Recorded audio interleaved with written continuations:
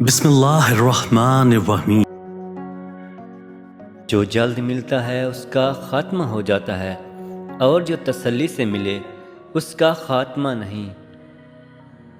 کسی آدمی کو اس پہ جج نہ کرو کہ وہ اپنے برابر والے کے ساتھ کیسا سلوک کرتا ہے، بلکہ اس پہ جج کرو کہ وہ اپنے کم تر افراد کے ساتھ کس طرح سلوک کرتا ہے۔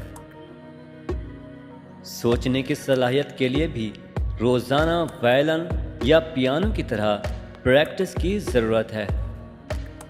مایوسی ایک بیماری ہے، یہ دماغ کو جہالت میں لے جاتی ہے۔ آپ کو اپنے آپ پر یقین کرنا ہوگا، یہی کامیابی کا راز ہے۔ یہاں تک کہ جب میں یتیم خانے میں تھا، گلی میں گھوم رہا تھا اور کھانے کو تلاش کر رہا تھا، تب بھی میں نے خود کو دنیا کا سب سے بڑا اداکار سمجھا تھا۔ لالچ نے انسان کے روح کو زہریلا کر دیا ہے۔